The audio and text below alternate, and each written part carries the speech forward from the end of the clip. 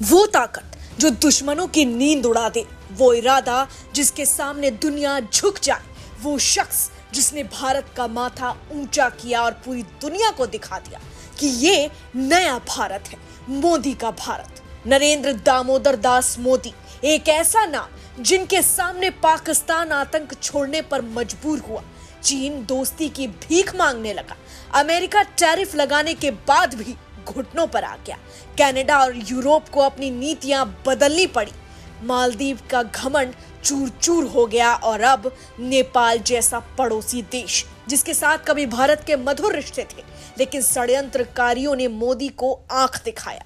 नेपाल की राजनीति में पिछले 48 घंटों में भूचाल आ गया। प्रधानमंत्री केपी शर्मा ओली, जो भारत को आंख दिखाने के लिए मशहूर थे, आज अपनी ही जनता और सेना के दबाव में गद्दी छोड़ने को मजबूर हो गए।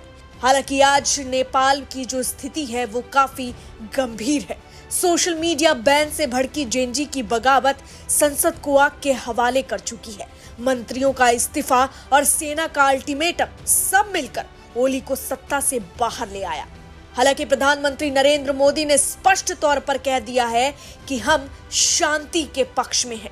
याद रखिए, यही ओली थे जिन्होंने नेपाल का नक्शा बदलकर भारत की जमीन, काला पानी, लिपुलेख और लिम्पियाधुरा को अपने नक्शे में शामिल किया। भारत ने विरोध किया, लेकिन प्रधानमंत्री मोदी ने सिर्फ बयानबाजी तक खुद को सीमित नहीं रखा।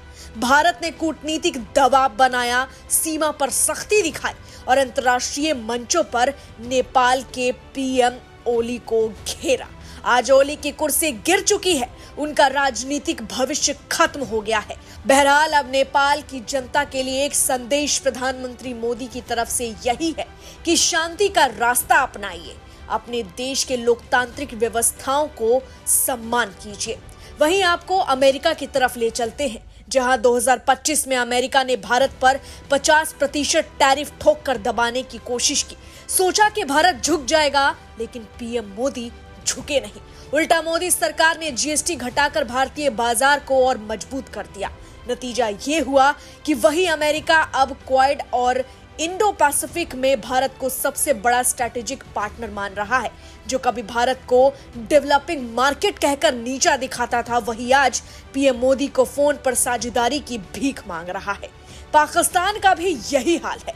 पाकिस्तान ने आतंक को पाला तो प्रधानमंत्री मोदी ने 2016 की सर्जिकल स्ट्राइक और 2019 की बालाकोट एयर स्ट्राइक से उसकी नींव हिला दी और मई 2025 में आया ऑपरेशन सिंदूर, जहां भारत ने पाकिस्तान की जमीन पर आतंकी ठिकानों पर मिसाइल बरसाकर 100 से ज्यादा आतंकियों को खत्म कर दिया। नतीजा, पाकिस्तान की अर्थव्यवस्था आज जमीन में समा गई है। आईएमएफ और अमेरिका भी अब उसे मुफ्त में पैसे देने से कतरा रहे हैं।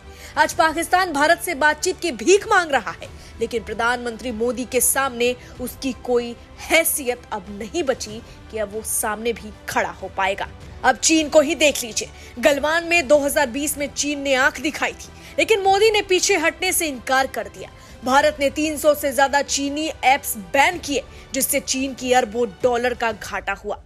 और आज एससीओ मंच पर वही चीन कह रहा था कि भारत हमारा पार्टनर है, प्रतिद्वंदी नहीं।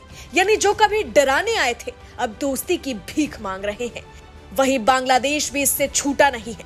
बांग्लादेश में इस समय राजनीतिक अस्थिरता गहराती जा रही है। अंतरिम सरकार के प्रमुख मोहम्मद यूनुस ने भारत से टकराने की कोशिश तो की थी, लेकिन इसका नतीजा उल्टा पड़ा। निवेश भाग गया, रोजगार घट गए और मजदूरी की दरें 15% तक गिर चुकी है। भारत की ताकत के सामने बांग्लादेश की राजनीति और अर्थव्यवस्था दोनों हिल चुकी है। जबकि कनाडा को भी प्रधानमंत्री मोदी ने तगड़ा झटका दिया।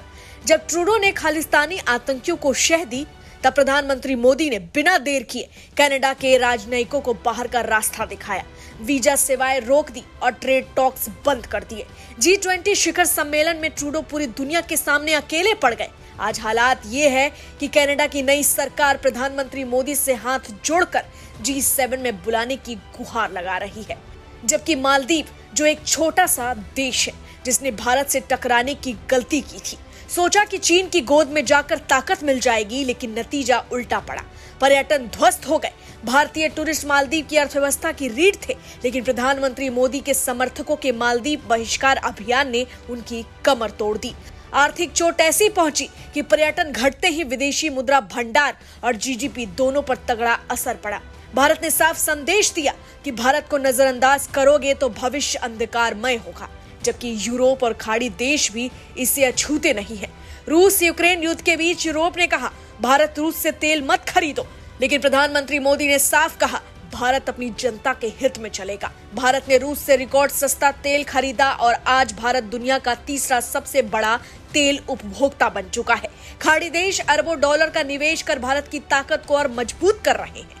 यानी ये है मोदी का भारत, जो डरता नहीं, झुकता नहीं, बल्कि अपनी ताकत और इरादों से पूरी दुनिया को झुका देता है। Bureau report, HCN news, Patna.